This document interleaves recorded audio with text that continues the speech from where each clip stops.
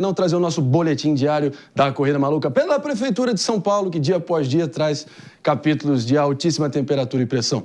A gente vai fazer, claro, aqui o raio-x dos últimos movimentos, polêmicas, declarações de todos os principais candidatos, como manda o manual, manda o regulamento, e a gente aqui respeita a risca, não é isso, mano? Vamos falar então, por que não, de Guilherme Boulos, candidato do PSOL. Olha só, ontem deu o que falar, entrou no epicentro da principal notícia do dia, possivelmente, porque o jornal Folha de São Paulo trouxe à tona uma tese de que a acusação de Pablo Marçal, do PRTB, contra Guilherme Boulos sobre seu suposto uso de drogas ilegais seria baseada num homônimo do candidato do PSOL. Um homônimo esse que, por acaso, é candidato a vereador na chapa de Ricardo Nunes. Guilherme Bardauil Boulos foi quem respondeu a um processo sobre uma posse de entorpecentes lá em 2001. E não Guilherme Castro Boulos, que, claro, é o candidato do PSOL e adversário direto de Marçal. Nasce assim uma tese. Mano, te convenceu, ainda carece de uma comprovação cabal. O que você acha? Não, a questão é que o Pablo Marçal não está preocupado com evidências, né? Alguém que tenta fazer, num meio de um comício de autoajuda, uma pessoa paraplégica andar, que diz que foi em velório ressuscitar morto, não está preocupado com evidência para falar o que fala, né? Então, é uma pena que a gente veja um processo eleitoral no maior município do hemisfério sul ser capturado por uma baixaria sem qualquer evidência na realidade. E o estrago está feito. Exato. E como que a gente vai discutir, de fato, o que importa para a cidade de São Paulo? Como que vamos discutir como recuperar o centro de São Paulo? Como vamos discutir a redução do trânsito, a aproximação entre trabalho e moradia? Todas essas pautas, debates que são essenciais para o futuro da cidade, ficam em segundo plano em função de baixaria de candidato que sai jogando a esmo coisas sem nenhuma responsabilidade e compromisso com evidência. O que você acha, Paulo Umbão? Porque é um pouquinho difícil de negar que, né, do que o Mano trouxe. Claro que ainda carece de prova se essa realmente foi a jogada que o Marçal arquitetou ou não. Mas também o Boulos estava precisando contra-atacar da maneira que, enfim, faz sentido para ele. Bom, se eu estivesse no lugar do Boulos, eu dava o meu braço e falava assim, ó, tira o meu sangue e colhe o meu material, que vocês vão ver que eu nunca usei nada. Já começava assim, acabava com essa celeuma. E o Pablo, ele falou que vai apresentar essas provas, né, no último debate. Ele está falando isso. Então, nós estamos aguardando para ver se realmente vai acontecer.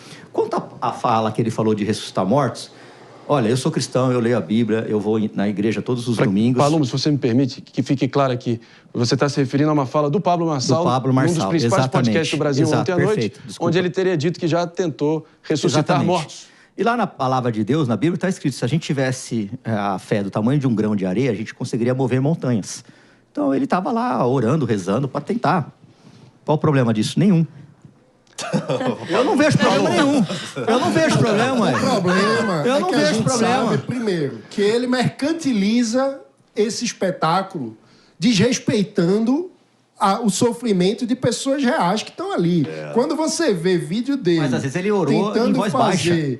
Não, mas tem vídeo dele Paulo, em arenas lotadas de ingressos que ele vendeu, tentando supostamente fazer uma pessoa paraplégica andar. Isso é de uma desumanidade com o sofrimento da pessoa que já tentou de tudo para conseguir andar, para recuperar a sua saúde, que eu não tenho palavras para dimensionar a crise ética que isso significa. Então, achar que isso é normal, usar da fé e da esperança das pessoas naqueles que são os seus maiores problemas, seja a perda de um ente querido, um momento de luto e dor, seja então, um sofrimento de um deficiente que não consegue andar, você usar isso para vender ingresso. Agora, Paulo Umbão, vamos tentar engajar aqui nessa discussão. Pouquinho só. Vamos lá. Porque, obviamente, você simpatiza com a causa do Pablo Marçal, isso é mais do que legítimo, pelo visto ele, enfim, está subindo nas pesquisas e muito.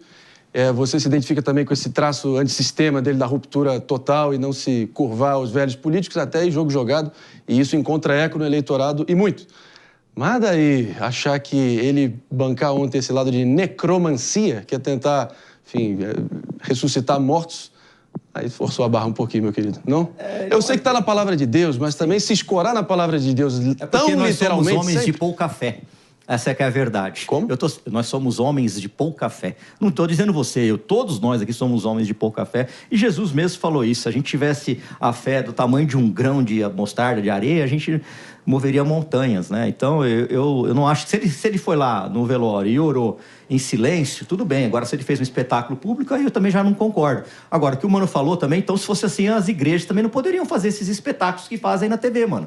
Que coloca lá um cadeirante, coloca lá um cara viciado em droga. A gente vê isso constantemente nessas TVs aí de canal gospel. Não, mas a gente não pode fazer como se fosse tudo a mesma coisa, porque tem pessoas dando testemunhos de mudanças de vida que são verdadeiros, que são importantes, precisam ser respeitados.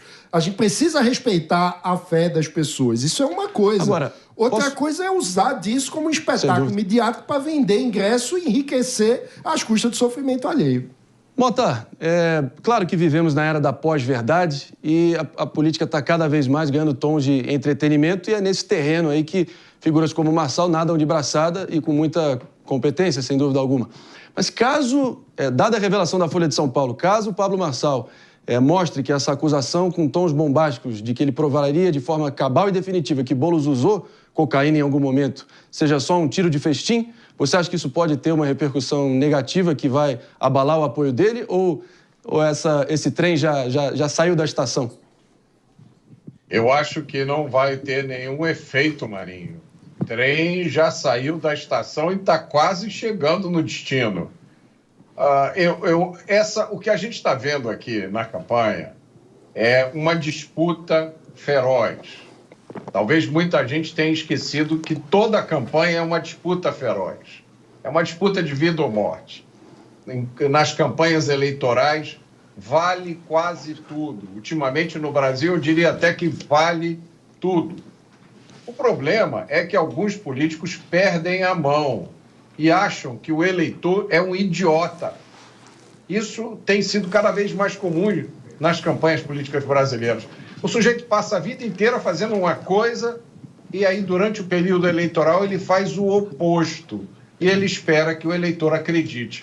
Então, o político passa a vida inteira defendendo pautas como liberação de drogas, ataque à polícia e ataque à propriedade privada. E aí, na campanha, ele vai à missa.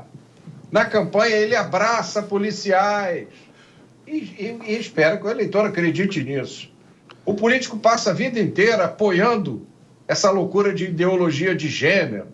Em vez de dizer meninos e meninas, ele fala menines. Mas na campanha, ele quer pagar de conservador, defensor da família. O político diz... Diga.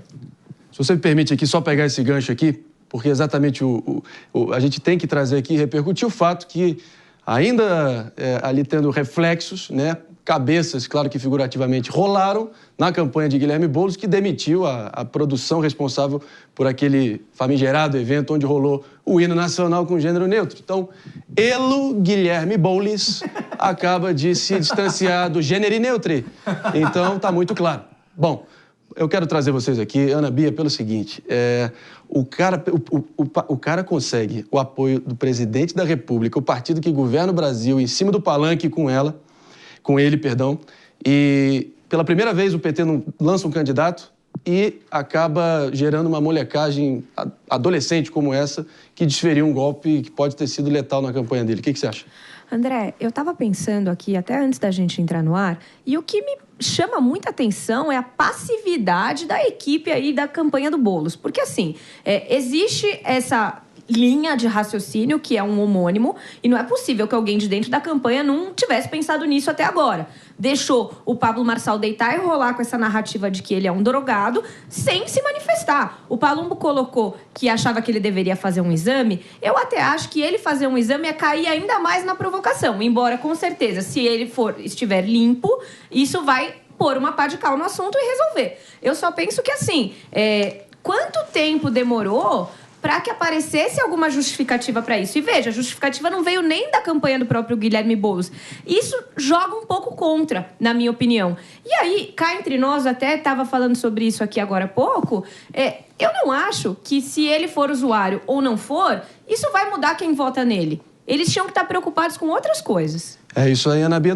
Vamos seguir adiante aqui com o nosso boletim dos candidatos na Corrida Maluca pela Prefeitura de São Paulo. Segue a todo vapor. E, claro, como manda o manual, vamos voltar aqui aos candidatos remanescentes que a gente, pelo frenesi aqui do programa, ainda não teve a devida repercussão. Mas vamos que vamos. Ricardo Nunes, atual prefeito do MDB, claro, ele parece estar ali jogando um pouco na contramão dos adversários e do espírito dessa eleição. Claro, querendo trazer projetos, propostas, isso, claro que é muito louvável, evidentemente no papel, em tese, principalmente sobre finanças públicas, foi o que ele colocou, um tema que ele disse estar bem dedicado, que ele está cada vez mais se qualificando. Meu caro Mano Ferreira, agora, até aí tudo bem, né? Seria difícil acreditar que se ele dissesse que se especializou em comunicação. Aí seria mais difícil acreditar. O problema, Marinha, é quando a gente vai olhar a gestão financeira do município de São Paulo, que indica que ele não parece muito especializado nesse assunto, não. Aumentou muito o número de contratações emergenciais que fazem dispensa de licitação, o que é sempre um problema. Tivemos recentemente o caso que todo mundo noticiou sobre o envolvimento do PCC em empresas de ônibus pagas pela Prefeitura de São Paulo, que é um absurdo, e, de modo geral, as contas públicas do município de São Paulo não estão num rumo sustentável, não, porque o que ocorreu foi uma renegociação da dívida lá atrás, ainda no governo Fernando Haddad, que deu um respiro de caixa para a prefeitura, mas a partir disso é preciso fazer uma gestão responsável do orçamento, que infelizmente não é o caso. Agora, num dos livros principais dos maiores marqueteiros da história do Brasil, estamos de volta, inclusive, para você que está nos ouvindo, aqui sintonizado na Jovem Pan Morning Show. Segue adiante aqui para vocês. Claro, a Corrida Maluca pela Prefeitura de São Paulo segue em frente e a gente trazendo, claro, todas as atualizações dos principais candidatos. O da vez aqui na roda do programa é o atual prefeito Ricardo Nunes, que veio bater no peito dizendo que se orgulha da especialização em finanças públicas que ele tem. Até aí, louvável no papel, né, Palumbo? Agora, Duda Mendonça, lembra dele? Marqueteiro que elegeu Maluf, Marta, criou o slogan Lulinha, Paz e Amor, botou o Lula de Ricardo Almeida, parou aquela barba, lembra? Ele dizia que eleição é emoção. Pelo visto, vários candidatos, exceto um, esqueceram dessa regra fundamental. O que você acha? Exatamente. A eleição é igual nuvem, né? A gente fica vendo ela passar, ela muda constantemente. Mas não adianta a prefeitura ter agora em caixa 20 bilhões, 30 bilhões, se você vai numa unidade básica de saúde, falta dipirona, falta remédio para quem tem diabetes. Eu acho que a prefeitura não foi feita para dar lucro. Não pode ficar em déficit, mas também não foi feita para dar lucro. A gente tem que atender às demandas da população, principalmente no tocante à saúde, que é onde o povo de São Paulo, eu conheço bem isso, porque eu vou muito em hospital, vou muito em unidade básica de saúde, eu nunca parei de fiscalizar, mesmo como deputado, é onde as pessoas mais sofrem. Sem dúvida alguma. David, Ana Bia, quero ouvir vocês também. Mota, evidentemente. Pablo Marçal, aqui já mencionado, mas claro, uma notícia que deu o que falar foi o fato que o Google e o Twitter, recorreram da decisão da Justiça Eleitoral de São Paulo, que determinou a suspensão dos perfis de Marçal. As Big Techs, né, Google e X, argumentam que ali a remoção deveria se restringir a publicações específicas e não a todas, né? E dá para entender esse argumento da proporcionalidade, né? O que vocês acham, meu caro Mota? Te convence? Eu fiquei surpreso com a reação das redes, não do X, mas do Google. Fiquei agradável, foi uma surpresa agradável. O que eu acho que está acontecendo na eleição de São Paulo é que há duas disputas em andamento. Uma disputa tem um vencedor claro já, é a disputa nas redes sociais. É impossível vencer alguém que é um fenômeno desse tipo. Então, qualquer tentativa de afetá-lo no ambiente das redes sociais só vai aumentar a popularidade dele. Inclusive, essa história de mandar tirar as redes sociais é muita vontade de dar um tiro no próprio pé, quem toma uma medida como essa. Agora, já a disputa eleitoral essa está em aberto. E é como você falou, Marinho, disputa eleitoral não consiste da análise de planos, de projetos. Ninguém vai abrir os planos de campanha dos candidatos. As disputas eleitorais são sempre decididas na emoção e em cima do símbolo que é o próprio candidato. Aí é com cada um deles se tornar esse símbolo que atrai o eleitor. Agora, Aninha, minha querida, é claro que o judiciário já não é de hoje, está tendo uma imensa dificuldade de lidar com as redes sociais e o poder absurdo que elas têm, a capilaridade que ela tem, a aceitação, né? A gente lembra até de decisões de juízes locais ali nos grotões do Brasil, mandando... lembra, mano? WhatsApp. Mandando derrubar o WhatsApp no território nacional inteiro. Um negócio que deixou de ser apenas nos grotões regionais e agora as coisas escalou muito. Ainda assim, essas decisões aí que claramente, assim, se você olhar de forma sem paixão, mais razão e menos emoção, desculpa, são desproporcionais na minha visão. O que você acha? Marinho, mas eu acho que essa desproporcionalidade tem muito a ver com a falta de qualquer tipo de regulamentação ou diretriz. Porque a gente tem dois lados aqui. Esse da proporcionalidade, esse é o principal instrumento de trabalho de muita gente. Então, no caso do Pablo Marçal, embora ele seja um fenômeno e isso esteja representado pelo alcance dos novos seguidores que ele conseguiu aí em 72 horas, até ontem, né, Palumbo? Acho que eram 3,5 milhões de seguidores. Isso, exato. 3,5 milhões de seguidores em 72 horas, é um verdadeiro fenômeno.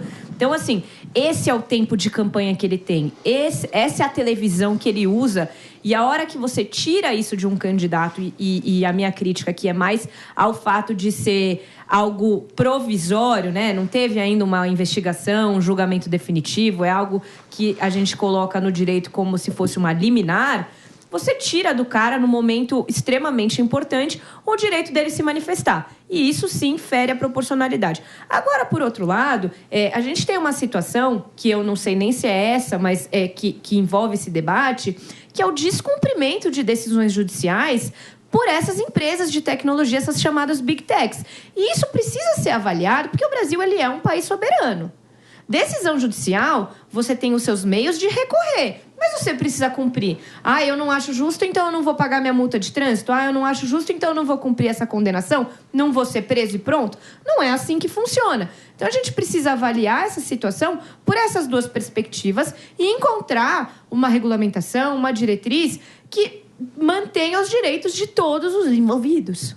Sem dúvida alguma. Eu queria fazer um contraponto, porque eu sou crítico da forma como nossas instituições lidam com esses candidatos antissistema. Acho que acabam alimentando a narrativa desses candidatos. Isso é uma coisa. Agora, dizer, por exemplo, que o Marçal não tem direito de se manifestar é um absurdo. Ele está se manifestando todos os dias, continua tendo um alcance muito grande nas redes sociais. Por outro lado, a gente tirou do foco do debate o ponto principal, que é uma investigação sobre compra de voto, que é um absurdo. Nós não podemos normalizar como tática de campanha a distribuição de favorecimento econômico por um candidato. Isso é compra de voto que desequilibra o jogo. E ele articula a compra de voto com alcance nas redes, segundo a denúncia que está sendo averiguada pela Justiça. Então, esse ponto, por mais que a gente possa discordar do método, da forma de lidar com esse problema, este problema não pode ser ignorado, é um problema grave.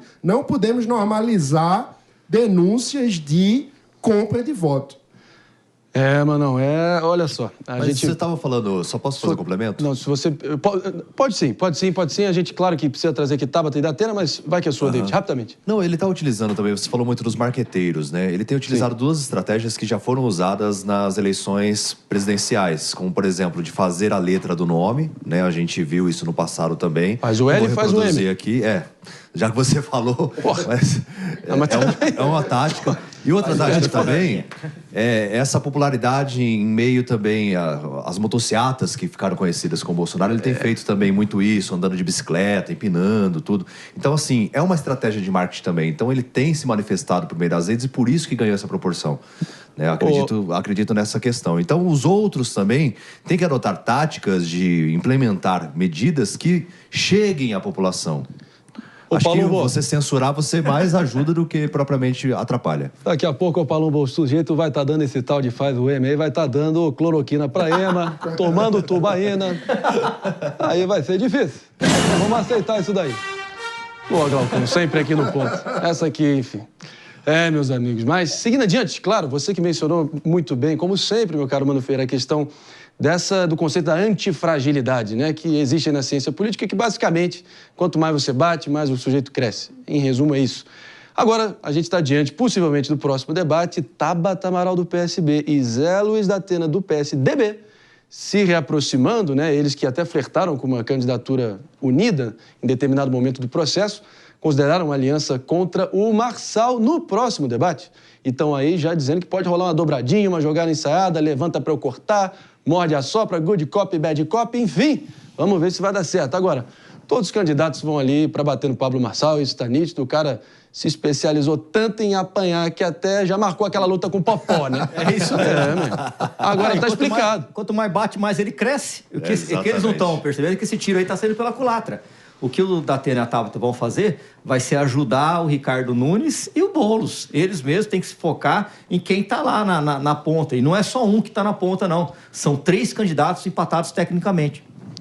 Pois é. O passado, pelo menos, deveria deixar lições, mas quando pega na veia, quando começa ali a ser o fogo e no mato seco, com perdão do trocadilho aqui, é difícil conter, Mas a Tabata também foi por um caminho, né, de neutralidade. Eu acho que as pessoas não gostam disso. De neutralidade? Sim, ela falou, eu consigo dialogar se eu for a prefeita de São Paulo, tanto com o governador, como também com o presidente. E a população não gosta muito. Nem lá. Eu acho que a estratégia da Tabata é polarizar com o Marçal. Isso não é neutralidade, né? Se colocar como a antagonista de um adversário que ela escolheu. Ela escolheu o Marçal, provavelmente apostando no crescimento dele nas pesquisas, na ideia de que ele vai para o segundo turno, e ela está tentando se colocar como antagonista dele, o que leva aqueles que eventualmente rejeitem o Marçal a quererem vê-la no segundo turno contra ele. Então, na minha visão, neste momento da campanha, a estratégia da Tabata não é de neutralidade, é de polarização. Só que uma polarização diferente da eleição presidencial. Ela está focada nessa eleição agora, tentando polarizar com o Pablo Marçal. Biazinha, eu não sei se eu te chamo de Aninha, Biazinha, Ana Bia, enfim, ainda vou achar o melhor apelido, mas você já é nossa aqui no Morning Show, claro, minha querida. Concluindo, então, aqui, arredonda pra gente e a gente segue em frente. Eu acho que vocês dois estão certos. E isso me incomoda um pouco com relação à candidatura da Tabata. Porque ela vinha numa posição de neutralidade, vamos falar de propostas, eu não vou me envolver em conflitos. E, de repente, ela vai pro ataque 100% all-in pra falar mal do Marçal o tempo todo. Então, ela esqueceu de tudo aquilo que ela vinha pregando, que era a questão de ser mais técnica, proposta, meio avessa a polêmicas. E, de repente, ela vira aí essa antagonista. De novo, a gente só fala do Marçal, o Marçal só cresce e o resto não sai do lugar. Meus amigos, a Tabata contrariando... Você conhece o Marquês de Queensberry, mano? Antes da gente seguir em frente? Marquês de Queensberry. Foi o sujeito que inventou as regras do boxe moderno. Usando luva, etc. Então ela tá jogando longe as regras do Marquês de Queensberry, ali na Inglaterra do século passado. Vem aquele ditado, né? A melhor defesa é o ataque. Aí, ó, pronto. Boa, David. Super David de Tarso, hein, galera? Vamos que vamos, em frente.